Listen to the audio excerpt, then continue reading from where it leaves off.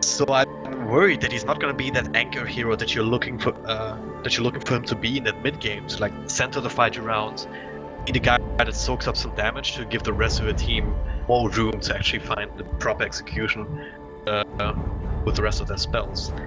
Especially if the Lifestealer does end up finishing up the Daedalus at a recent time. Alright, I've got my predictions up. You ready? You ready to look through these? Player with highest total physical damage done to heroes at the end of the game. It's either Terrorblade or Ember. It's just, who do you think is going to win? I would say Lifestealer, actually. Really? You think Lifestealer over early, Ember? You can do a lot of physical damage, yeah, early on. You're right, if the game does end early, too. If the game does end early, yeah, that's the thing. I'm just going to go Loda. I'm gonna go with S4. I'm gonna go with S4, and the reason I'm going with S4 is because you're going with Loda. Even though I buy your logic, but I want some whatever. Players on magic or pure. Lion? No, Phoenix. Phoenix, absolutely. Yeah. Phoenix. You know, First Blood happened. Oh god, that's a hard one. So I think there's a Riki. I want to say. I've got to say 0 to 3. I say 3 to 6. Riki and the Lion, those are both kill heroes in the early game. I feel like they want some levels though to really be effective, right? You want the Invis plus the Smoke Cloud at the very least for Riki. Okay. I say 3 to 6. Okay. I buy it, but I'm gonna stay with what I said. Total number of player deaths at the end of the game. 26 to 40 again, isn't it? It's the same as the kill, it's just differently worded, I suppose. Not seems nice, potentially, but. 26 to 40 seems reasonable. You know what? I'm gonna jump it up. I'm gonna say 41 to 55. Okay. I was gonna make the counter argument because the Alliance is not necessarily known for having very kill-heavy games. You know why I bumped it up is because I already doubled down or doubled into Ember Spirit getting the most damage, so that implies a long game. Riki stealing it. Nice little grab for EGM. And let's run through some of our players. Let's do that, starting with the Alliance here on the right side. EGM already making plays with the D-Ward on top of the Bounty and Snack. He's gonna be the Riki roaming around. Top lane, Admiral Bulldog on that Bat Rider. That leaves S4 on the mid Ember Spirit. Down at the bottom, we're gonna have Loda on that Lifestealer, one of his signature heroes, and RK on the line supporting.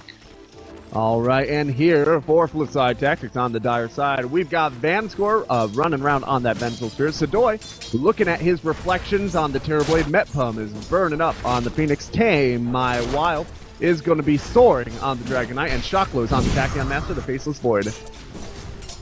Top lane already a little bit under pressure, to say the least. Vanscore doesn't have a stick, neither does the Terrorblade. So Admiral Bulldog flagging that one out, especially utilizing those boots. God, I hope this prediction thing does not consistently update every time somebody does more physical damage than somebody else through the early game, because that is really annoying. I think it does. It doesn't update every single time someone dies, so... Kill me now! This is terrible. Okay, I'm just gonna try to ignore it as best I can. EGM doing his best to harass out up here. Gets pretty low, does have a salve if he wants it. In terms of these lanes, the mid lane should probably go the way of the Ember Spirit. Tame My Wild on the Dragon Knight is pretty dependent on the Breathe Fire for damage, and because S4 is going to be able to sit on top of that Flame Guard, not only is he going to do a little bit of damage over time, but he's not really harassable. So, Tame My Wild also not superbly harassable just because of the Dragon's Blood eventually, but for the early levels, it does look like it should go pretty heavily in way of Dame Spirit. Which is not something that you can say about every matchup that the Ember Spirit is in. It's quite the opposite. You want these levels. Oh, bottom lane shot. Doesn't actually have the time walk. This might be proper First Blood here. Self comes out, will be cancelled. Robo Reckless shot to the Jake. There it is. And you're right.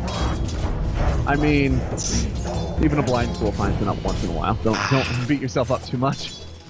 Just 40 seconds off of 50 seconds or something. I'm so sad. 40 seconds. It's an inch or a mile, man. Haven't you ever seen Fast and the Furious? Or do you guys only watch 1960s Scheisse films in Germany? I don't know. Is that a word? It sounds like something.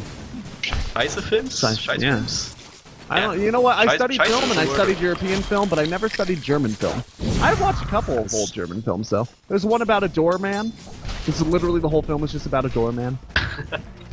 Germany's weird. I'm not so much a fan of old films in general. Yeah, I'm the first one to agree on that.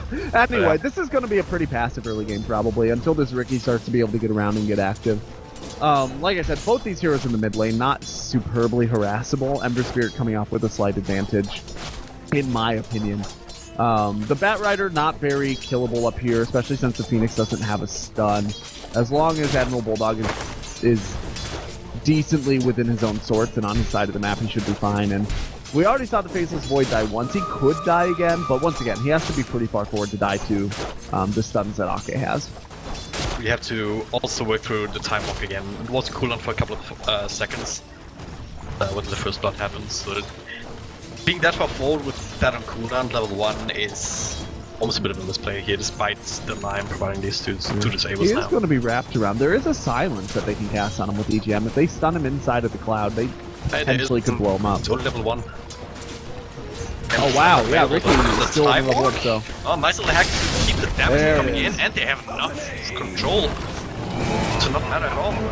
Yeah, so they don't have enough damage, I don't think, to do it with just the two of them, but with Ricky down, obviously they do. So, once again, it's basically down to the Ricky, down to EGM to make kills happen in the early game. He's pretty much the only hero on either side that has the ability to tilt the odds in favor, with Advanced Score potentially being another one, but he's probably not going to leave this lane. Phoenix has great harass output, but I'm having difficulty seeing a situation in which the Phoenix just straight up creates a kill. Unless there's like a really great Dragon's Tail here in the mid lane. And the Speaking of the mid lane, which he has right now at level 3. Ooh, Look at the scan as well. Right? That is so smart. I've seen a couple of really good scans over the last week, and I've been casting a ton, but that was insanely on point. Alliance dropping it right on top of the Phoenix immediately before they think about engaging, too, is the thing. Just teams that use that scan have such an enormous advantage. It is mind-boggling because, especially as spectators, down bottom we might have some more action. They have the hex into the stun, into the silence, and there's no walking away from this charge of body blocks. There we go. Make sure Loda gets a kill. Yeah, Shaklo needs to just get his Iron Talon and go to the... He's not building into Iron Talon, though, or at least not fast. He opened up with the Stout Shield. I very much disagree with that as a build. Part of his problem is that by going into the Stout Shield, he's not protecting against Feast damage, he's not protecting against Open Wounds damage, he's not protecting against the burst damage of the Earth Spike, which is almost everything that's killing him. Yeah, he protects against a little bit of right-click damage, but in the end, really, if he'd just gotten Iron Talon and gone to the camp, he would not have died 3 times already. With Loda too, he already has Casual Blightstone with the face boots. Right-click damage is big enough that Stout Shields, when it procs, not gonna do a whole lot anyway. I mean, look at this, it's melee block 16 half the time. Up against almost 100 damage coming out from Loda already. Pretty much exactly 100 actually. Wow. And granted, there is good armor on Shaklo. He's sitting on top of 8 armor, but you're already getting rid of 2 of that with the armor reduction from the Blightstone, so... Yeah, and the +1 from the tower. Oh, a nice big 3-man silence. Now Admiral Bulldog's coming in. A 2-manner Spike. Ake's coming in with the Haste Rune, and there's not a lot of getting away here. The Hex on the dance floor, and he is going to burn himself right to the grave. Flying so much across the map. EGM. That's the one thing here. Whenever you see about Tianto or Ricky, it's a similar kind of boat. On Earth, but these kind of heroes that want to roam around early, if they get kills, they start helping your team snowball so hard. Right. Because they get the experience to just keep going and keep on par with the enemies. Yeah, so it's even deeper than that too, because, I mean, there was not really a lot of kill potential coming out of Alliance's lineup until Lion was freed up to rotate. But because they got 3 kills on the boy, the Lifestealer is so far ahead in his lane that he doesn't need a support now. And suddenly a lineup that didn't have a ton of kill potential is able to rotate 2 supports around, and you can see the efficacy of that in that top lane engagement. They suddenly are having 3 heroes engaging into the river because their safe lane is completely safe, right? in its comfort zone, without support down here. So now 5 kills going the way of Alliance, and anytime that Lion decides to rotate out, they could make it 6. The thing that I want to flag out is that this foe's actually starting to fall behind quite a bit in terms of blast hits. Is it just because of the refire with the damage reduction? Yeah. Seems like it's doing more work than it should, really. Yeah, he's doing well. He's also not been getting as many rotations from the Ricky as I expected him to be quite honest. Ricky normally spends a lot more time mid, but he's been coming down bottom and getting kills on this Void, which I think all things Yes, said and done, passive it's probably too. better. Kind of just Yeah, both are a little bit wrong instead of the proper stun combination. Radiant's top Once tower again, is this is under just attack. proof that Chocolat needs to be... He doesn't have any sentries down here. He still doesn't have an Iron Town. He actually went into Brown Boots first. But that doesn't give him any survivability because he's being hexed and stunned and silenced. The Brown Boots don't get him out of that.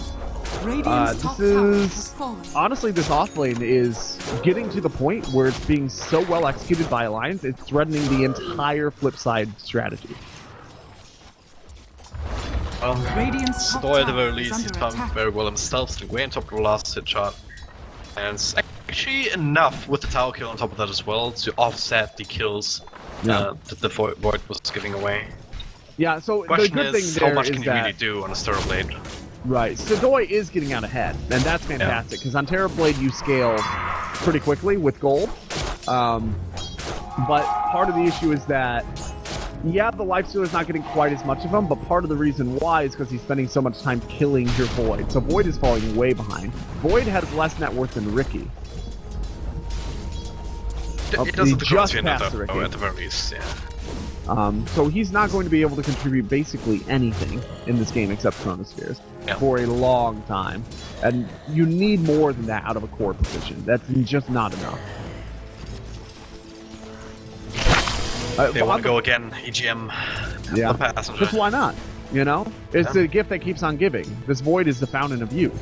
You can just continue to crack them open. He is finally getting a bit of game sense, and Shockflow is backing out, realizing that he just doesn't have the vision to be safe here. He will stack the Ancient Camp for the Terrorblade instead, or maybe for the Dragon Knight, but either way. Not a lot of stacks coming out so far either, which is a bummer considering the Dragon Knight, as I mentioned in the draft, can utilize that very well. Hey, look at that, Shashlo. 10-minute Iron Tunnel. There we Too go. late, but hey, at the very least. You know what? At gets least he's got it. He can catch up with it. If Alliance play passively, then this little lead that they have right now is not going to end up being that big of a deal. The only issue is if they start to get active. Yeah, look at Batrider. Admiral Bulldog, he does not go for the drums that we actually see quite a few Batriders go for these days, even the EU scene. He's going for it all, trying to build Tracker Boots straight into the Blink Dagger, so it's a really good time. Lots of smoke, so you're looking for the kill with that. So that's a good build, partially because they're not really planning on doing very heavy sieging on towers anyway. They don't have great tower killing lineup until they get the Echo Saber up on the Lifestealer, right? So getting the drums is not necessarily going to help that objective, and moreover, getting an early Blink Dagger is going to help them expand this lead because they'll be able to be active like I was talking about they need and start picking kills out early. This could be a Blink Dagger reveal here in the mid if they do want to fight it on Alliance, and they are teleporting in. It looks like they're ready for some fisticuffs. 5 heroes here though, with the Chronosphere available, this could backfire. Not careful about how engages. Actually, Chronosphere already used them to S4. Stun comes out, not enough to save the Ember Spirit though, despite the Flame God also. Radiant's middle The tower stun way being pure damage and all. Dire's top tower That'll be is enough under to attack. actually secure that kill. That really felt like a lack of communication on Alliance's part. Loda was not interested in coming in for that. There's going to be the Bat Rider though coming in on Tame My Wild, and that should be a return kill at least. Mid for mid, but a tier 1 tower is still going the way of Flipside. Loda with the armlet completed. This is already pretty damn effective already. Once Echo Saber and then the Desolator. It's kind of the standard build for Lifestealers these days. But yeah. Flipside actually already have the Dragonlance up on the Terrorblade. That's a pretty very early to have a combat item on the Terrorblade. You have the armlets up on the Lifestealer as well. But Lifestealer is prone to being kited, and the faster you get up that range and the faster you get up some disables for the Lifestealer, the better off Flipside are. I believe Flipside have yet to win a game in the regional qualifiers. Am I wrong about that? They have won one game against Vegas Squadron. That's about it. That's right. Okay, so moving into Alliance, like, if they don't win this game, they're pretty much getting to the point where they're going to be low seed if getting out of the round robin at all. Yeah. So it is a very important game for Flipside's overall narrative. In terms of Alliance, they're actually down 2 games as well, so very important for both of these teams to come out ahead. Dire's bottom tower is under attack. 7-on-1 right now in the kill score, but look at the net worth. It's Stoy is still getting the free from. He's not been accounted for just yet. I think that will change. Do you think Alliance wants to put one in the season question? Well, right now he's going to last round. Gets the kill on what he can. I don't think that How they really valuable have is the that tools. really? No.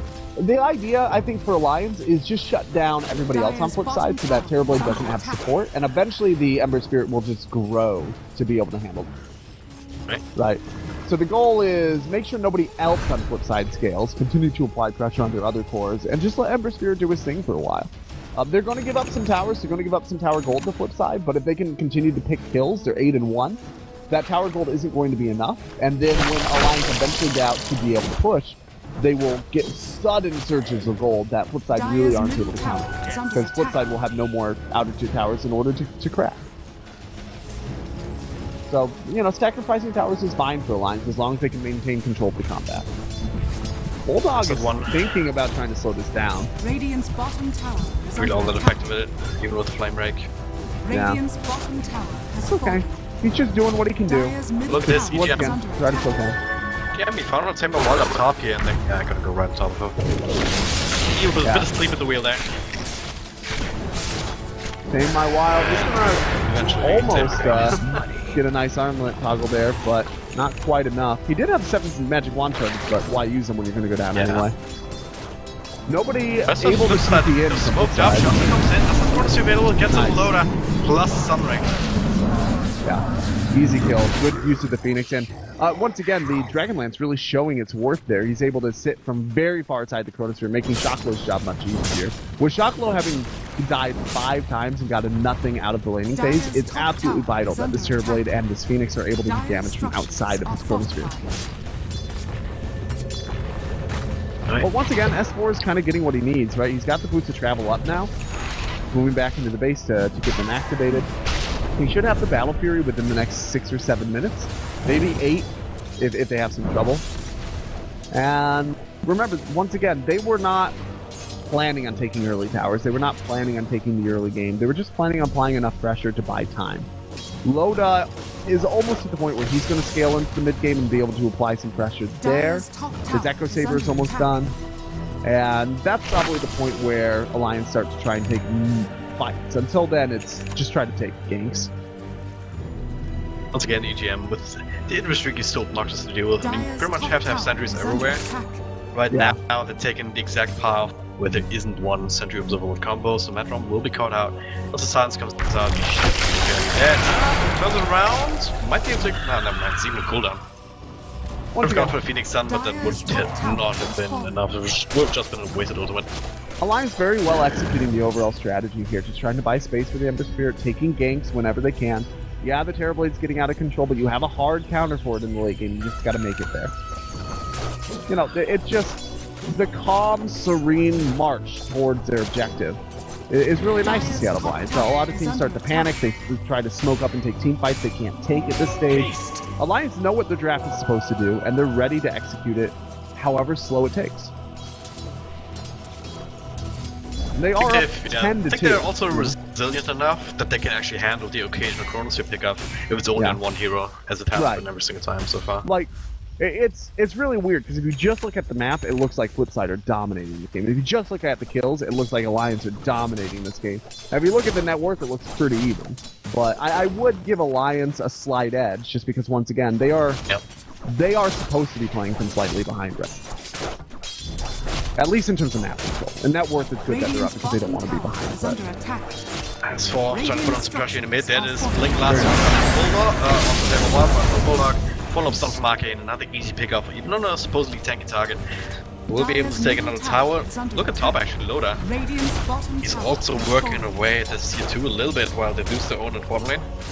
Now the immediate smoker from FLIPSID, they want to try and that's some extra momentum, but look at the positioning from EGM. This is just so good. They does get caught with the dust, but tanking the Chronosphere like that, I think he's gonna be happy. He got tricks of the trade. I was done though, the sun comes out there too. And he doesn't catch the wouldn't have survived anyway, probably.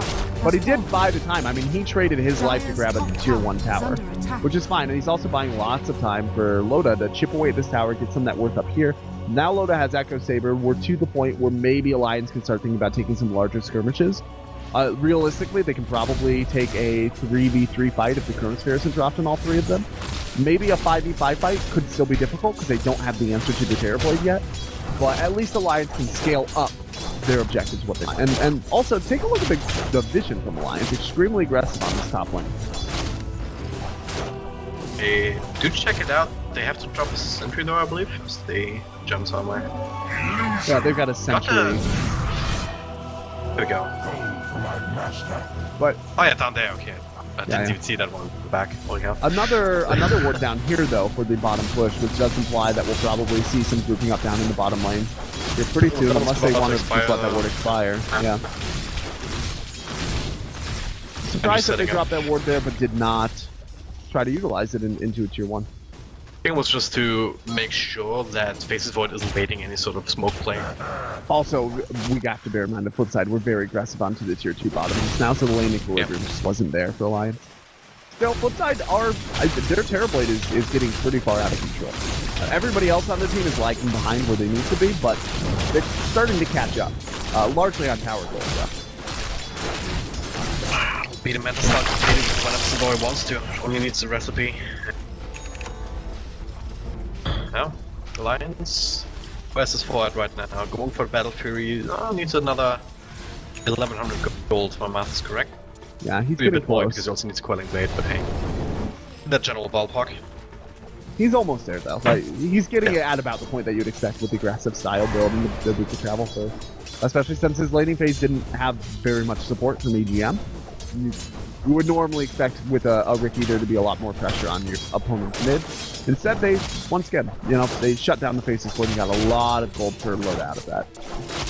Ended up working out, but it did, it slowed down the Embersphere a little bit. It's also a little bit... It's a little bit hard to go on Dragon Knight right with a Dragon Blood, so I actually like the idea from Alliance to just focus efforts somewhere else where you know that with proper control, with the Smoke Cloud, with the stun control of Polake, you can actually kill the Faces Void much easier. Right, you can either harass the Dragon Knight so that the Ember Spirit can win his lane, or you can kill the Faceless Void so that everybody on your team gets more experience in gold. GM again, he's gonna get the courier too. Tricks on the chains, it's gonna be back now, the last of the transport. It's gonna be a different way, and Cruelty comes out, but it's not on the outside. Only after the Bulldog hitting his EGM.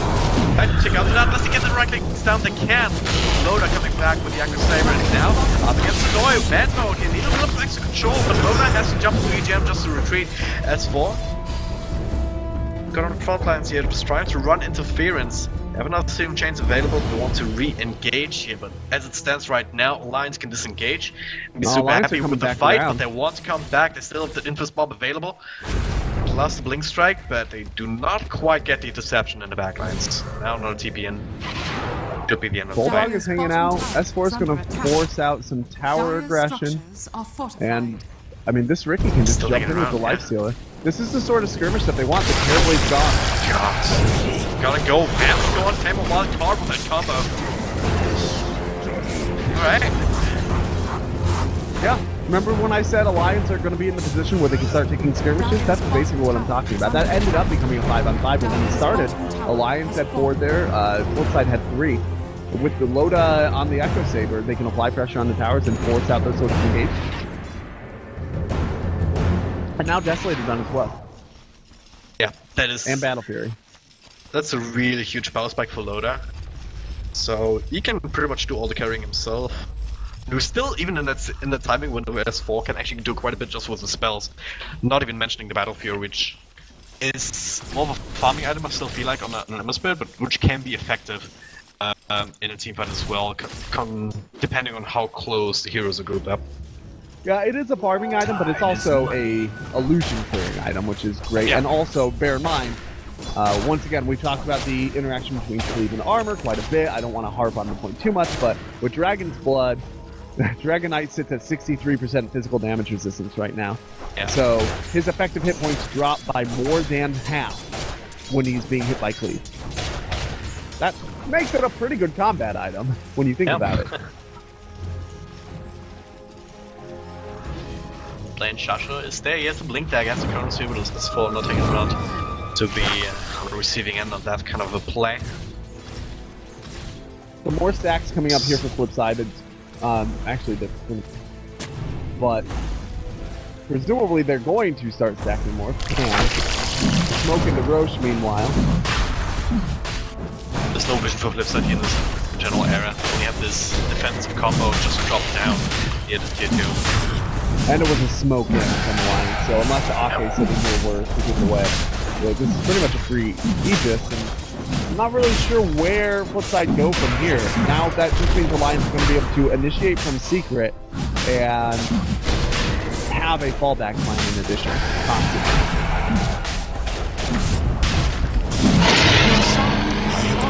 Immortality. And gonna go on this 4-2, I like that. Tower is under attack. Actually has a hard time dying in first place, and this 4 can go a little bit more ham now. Right, and the other thing is that S4 is going to be the only hero out by himself ever, pretty much for the rest of this game. But he will be off split pushing, and there isn't a lot of control, but if he gets caught in the Chronosphere, there is enough stun to follow up that he would die before he actually had the opportunity to get out. And Terrible though, he's gonna have to do some carrying Stoy with a completed Skadi. Yeah, so I don't know if that's common or not, but he can still go back with the casual Yasha. They set until now. Smoke up here behind him. They have the Chronosphere, they have the Phoenix Sun, so the combo is there. We haven't really seen it be effective just yet. It is Chronosphere on the Agent Holder already. Super useful, and now it's gonna go for the counter. Nice swap on immediately though, but it's still gonna lose the Phoenix. Best from next to this, gonna put himself in a bad position. Lion has fallen, but the rest of the lines just cleaning house. Roy, essentially last man standing, Table 1, unable to ride too much, still gonna get damage from Loda. With the Thunder coming out, keeping Stoy alive. Lions, but a little bit more than they can chew after all. EGM coming back, trying to offer himself up as a sacrifice. Get S4 and Admiral Bulldog out of here. There's the scary, terrible moving on Sedoy. I don't really agree with this. S4 gets stunned, not before he can actually zip to ramp to finish him off, but yeah, the damage over time from the Flame Ring with a couple of charges on top of him brought him low enough for S4 to get the extra wipe. This is an interesting Shadow Blade build. Radiant's middle tower is under attack. I'm not sure that this is... Well, what do you think of it? Because I'm having trouble justifying in my head, but I obviously, Tame My Wild knows what the hell he's doing, so I'm clearly missing something. What am I missing? Walk me through, Dragon. You asked me? What the hell? I think it's just to play a bit of Ricky himself. Okay. Get some vision out. Just struggling quite a bit. I normally would have expected a Sanjin Yasha or something like that to come out for the survivability, for the extra damage, for the ability to really push in to his opponents and be that frontliner, so that the Terrorblade can sit in the back and just poke. But if he's initiating from Invis, it means that the Terrorblade is going to be taking a lot of the aggression. Yep. So one of the reasons why it seems a little weird. Also, there's no passives that really need to be broken. I guess you can break the Cloak and Dagger. I think it's also the better way to initiate on an Ember Spirit than Blinkers, because you can kind of just wait for the lane to TP in, you get an instant stun on Invis. Whereas with a Blink Dagger, maybe there's a bit of a turn rate time or something, whereas 4 can just still zip back to his random. Yeah, Dragon Tail is in instant cast, so like, even with the Blink though, it's still an instant cast. And look, as you saw right there, Tame My Wild, even with the Shadow Blade, Let's go dice now. Tame My Wild's actually seeing EGM blinks forward, but it's still tier 2 here. Let's get the dust on him. They still want to continue as they do that. Bulldog chases him down, a stun onto him. Now Shadow looking for the Chronosphere, will find it onto 2. Tame My Wild taking up some deal with Bulldog. It's falling pretty fine Dagger to come in. Loda still alive. Sun will explode right on top of him. It's a good fight from FLIPSID here if they can turn this into the wall. Loda, no way for him to go. Got too deep for Alliance. Into that armor aura, especially from the tower. Oh, yeah. The heroes are a lot tankier than you expect underneath the shadow of that aura. But still, like, one bad team fight by no means throws the game to them. They're still at about 7,500 gold advantage. They're still at about 9,000 experience advantage, which at this stage in the game comes out to maybe about 2 levels average per hero, something like that. Coming across, almost all of that is on Reapers. Okay, it's level 17 and being able to farm very efficiently, but now Sedoy, they find him. They do not have the lasso for another second. Of course, Monster 4 will get him in range of that all the way back into the smoke screen. They need more damage. This 4 finally coming in, trying to control off the flame ring, and they should be able to do it. The turn rain. Trying to kill him there from the sticky napalm, could not turn around for the Sunder in time. That was the sticky napalm is actually really great against that Terrorblade. I've never really thought about that, but Sunder's already such a slow spell that if you can just stay behind him and holler, he'll just not be able to get that Sunder off. Oh, Van Double score. blink here, defend Van score. Wrong side of town, my friend. This Just is Van not score, your right? jungle. Yeah. It feels like every team, or most teams, have this one guy who just keeps dying, creating space. Yeah, unfortunately, in this particular game, FLIPSID seems to have a lot of players that just keep dying. 22 and 8, and only 9 more for prediction to go wrong. So the good Lions want to slow down a bit. Never mind. Dire's top tower is under attack. Oh yeah, no, my prediction goes right if they get 9 more. So yeah. That's actually I want to play your business, Death is but also gone wrong. Not doing as much as I thought he would. yeah, also the Phoenix not being nearly as impactful as we thought. But a large part of that is there really haven't been that many Chronos for the Phoenix to lay down damage over. That's probably going to take a bunch of damage though. He also dies a lot, so. Yeah. And cool, what was that swap about? Comes lucky starts to take his walk back up to the high ground. Now Stoy looking for an angle to come in. Shadow, he sounds up, simple Stoy, Shadow just gets him taken out immediately. Now Stoy trying to turn for a Thunder, but he can't. Stun from Arcade. Yeah, this is going to be a high ground. It's not game it if you have a Terrorblade. They're not going to GG you out from one set of racks, but it is feeling a lot like game. The buyback will have to be spent on the Terrorblade to defend top with the Dragon Knight up as well. They might be able to do it, but if they lose another defensive fight here, for the Sun, the Supernova at the very least. This Loda's dropping low, so yeah. Very patient and well executed by Alliance. And Nova looking for the stun. No buyback. They're going to potentially give up the barracks here. They're waiting for the Void maybe too. To swap in on EGM, that's going to be matched just as well. But Phoenix throwing out the full stun ray. The healing up to my wild, but it's just not enough. And Ricky is going to go ahead and grab that with the tricks of the trade. Bulldog getting the last hit, and that's probably game. There's no buyback on my wild. There's no buyback on Revenge. And yeah, I don't really know what FLIPSID do at this point. Choclo can't even get in for a Chronosphere. Not that it would make a difference. They 3 more kills. 3 more kills. Still fine. Still fine for Alliance. Do not crush my dreams just yet. Yeah, but they, it's FLIPSID are going to hold out here until they lose the next set of racks or until their tier 4s are dropping. Partially because they still have tier 2s or tier 2 tower up, so they actually have a decent amount of room for mistakes compared to just now. Like before it gets even worse than it is, they need to lose a tier 2 and a tier 3. It's okay. They are falling just way too far behind. They don't have an answer to the Ember Spirit, and they let the Ember Spirit get going.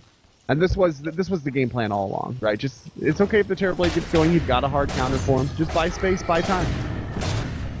You're buying its 4 hasn't even put that money to good use yet here. When sitting at 4k gold, probably going into the Daedalus. Maybe and you already got the link in Sphere. I didn't even see that. Gotta stop the initiation from Dragon Knight. Yeah, this is... It feels like we're much farther than 30 minutes into this game. But we're almost at 25,000 net worth lead at 31 minutes. And it was not even like 7.5k less than 10 minutes ago. A huge spike. And remember earlier I said it's okay if Alliance gives up some towers because... Oh, yeah. Notice that EGM was kind of whatever. Crotus comes down, Tamer was, he'll die. Yeah, this is bad of a leg spike. Shadow next. EGM dies. So does Loda eventually. I still think it's alive. It's your kill prediction. A little bit closer to hold that line. As asked before, closes it off with a vulture kill. You know, I almost went with Sedoy for damage, and I didn't. Yeah. You talked me out of it. I'm sorry. This was... This was the 7th game of Casted, so my predictions are yeah, in my worse defense, I had to wake up